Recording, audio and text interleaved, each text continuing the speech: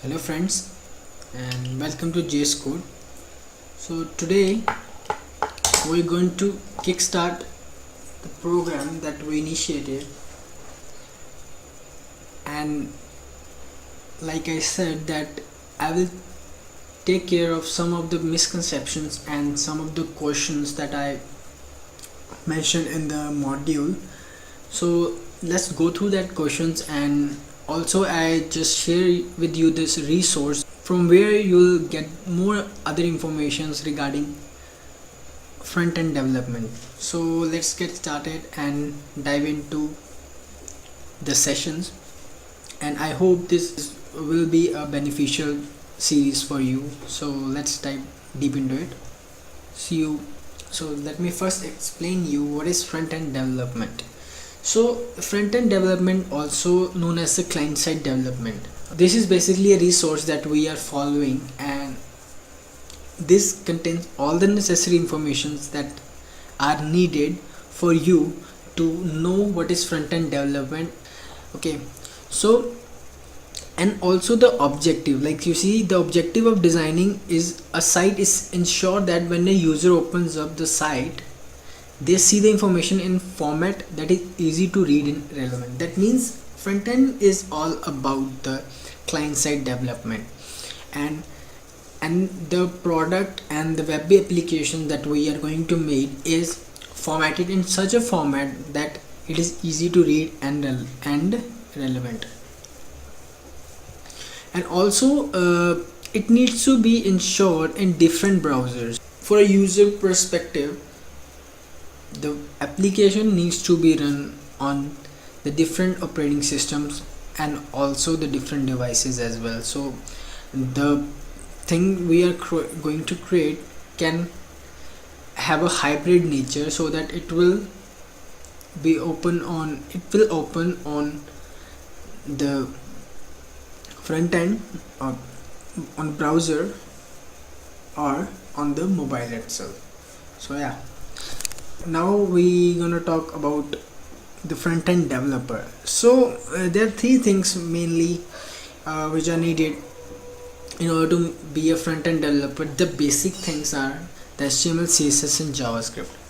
Okay, so for a front-end developer, an architect develops websites and applications using web technologies such as HTML, CSS, DOM will study later, and JavaScript. So these three things is basic: HTML, CSS and JavaScript, which run on open web platform, right? So let me show you how the architecture work, or how things are structured in such a way that it defines the full concept of front end and back end, and also a term called full stack developer. Full stack developer is a new term in IT, and front end means that the whatever you see on the client side, or whatever you see on a browser, that is the front end part. But and the back end part is whatever you see what you can't see, which are hidden from you, is a back end part, right? Like databases, servers.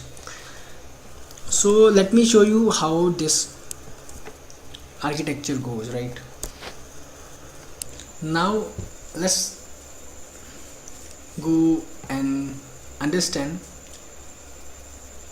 how this architecture work. This architecture, I told you, that explains the front end development, the back end development and the full stack development. Okay, so yeah, so first of all, the thing is, a person is sitting in front of the laptop, he's searching something on the web browser, right?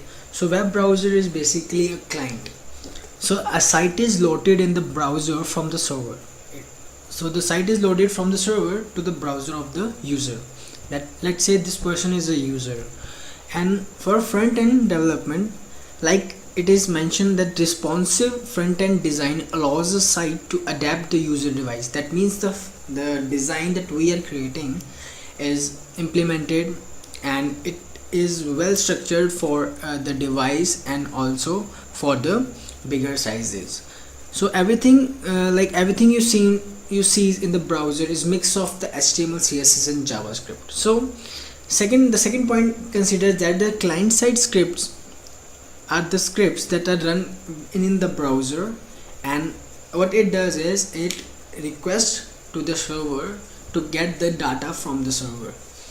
For example, let's say it's a small example I'm taking. Let's say you open a browser and you open Facebook, and now you type www.facebook.com. What it does is when you press enter, the request is sending, see like this, request is sending from the browser through the medium called internet to the servers. Servers are, it's nothing, it's just combination of the hardwares, just a combination of hardwares and placed at some point.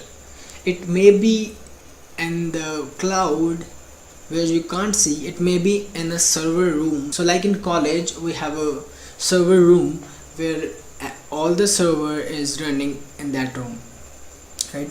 So just a brief about the servers. And databases are basically the where we store the data.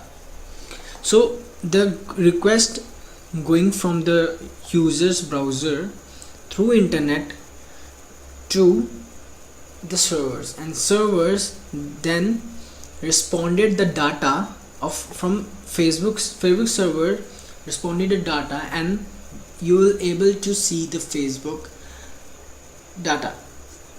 So that is how the architecture works, like the requesting and responding. So the requesting thing is a front end part, the client part, and the response, the server part, is basically the back end part, like mentioned here.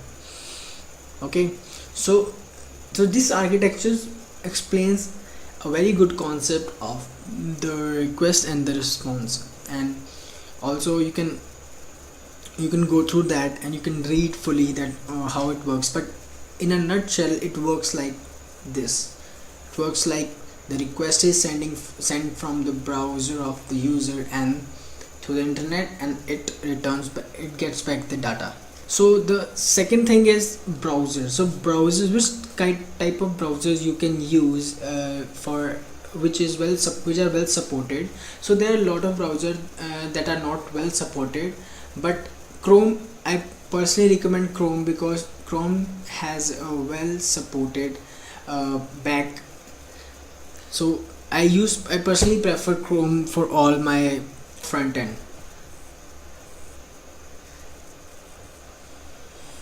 Okay, so this is all about the architecture I explained you. Okay guys, so this is all about it.